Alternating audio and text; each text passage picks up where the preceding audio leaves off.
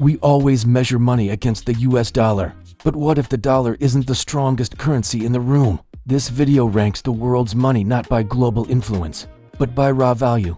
How many US cents it takes to buy one single unit. Today, we're counting down the top 100 strongest currencies in the world for 2025. You'll see petrostates, tax havens, and financial safe havens, and find out why the dollar usually falls outside the top 10. The strength of a currency is determined by two main factors: nominal value, which is the exchange rate, and global stability. The highest rates often come from small, oil-rich nations with fixed exchange rates. At number 1, the uncontested king is the Kuwaiti dinar. It currently trades at roughly $3.24. Kuwait is a tiny, oil-rich country with massive sovereign wealth funds and a virtually tax-free economy.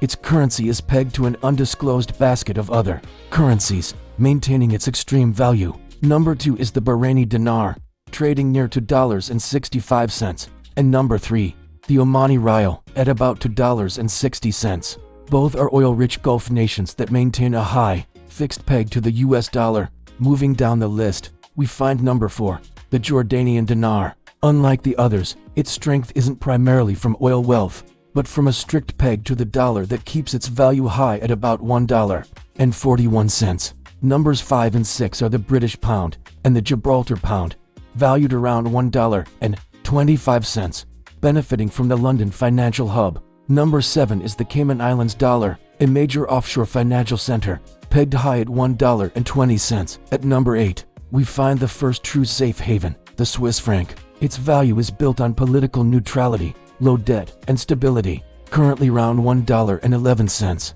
Number 9 is the euro, the unified currency of 20 nations, trading around $1.04. And rounding out the top 10 is the US dollar itself, the world's reserve currency, where its value is defined as $1. Notice something crucial here. Most of the top 10 have artificially high prices because of a government decision to fix its value against the USD. This benefits their trade, but doesn't reflect the currency's actual global trading influence, which remains overwhelmingly with the US dollar and the euro. To cover the remaining 90 currencies, let us divide the list into 3 categories based on what makes them strong: the safe havens, the commodity kings, and the Asian tigers. First up, Category A, the safe havens. These currencies are strong because investors trust them during a crisis. The Swiss franc is the leader, but others include the Canadian dollar and currencies from politically stable, low-debt European nations like Norway. They don't have the highest exchange rate, but they hold their value reliably. Next is Category B, the commodity kings. These currencies track the price of a core export, the Australian dollar and the Canadian dollar, which straddles both categories, are classic examples. When global demand for iron ore, coal, or oil surges, so does the value of their currency.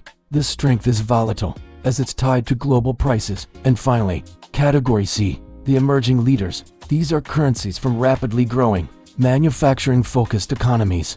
Think the Singapore dollar, which stands above the US dollar, and the Chinese yuan. Their strength is driven by massive trade surpluses, industrial output, and the sheer volume of global goods they export. So where does that leave the dollar? The US dollar typically lands somewhere between ranks 10 and 15, often trading places with the Canadian and Australian dollars. This seemingly low rank isn't a sign of weakness. It reflects the fact that a lower, floating USD makes American exports cheaper and more competitive on the global stage. Looking ahead to 2025, the top 3 will almost certainly remain unchanged due to their fixed pegs. However, the Swiss franc and the Singapore dollar are predicted to gain ground against the euro, thanks to Europe's ongoing energy and inflation challenges. The Chinese yuan will also continue to slowly and deliberately increase its value as it seeks a larger role in global trade. So, while the Kuwaiti dinar holds the nominal crown, true monetary strength is defined by the Swiss franc's stability and the US dollar's unparalleled global liquidity. It's the difference between a high price tag and deep, fundamental value. Are we heading for a multipolar currency world? Will the euro or yuan eventually challenge the dollar's reserve status? Let us know which currency you think will break into the top 5 by 2030 in the comments below.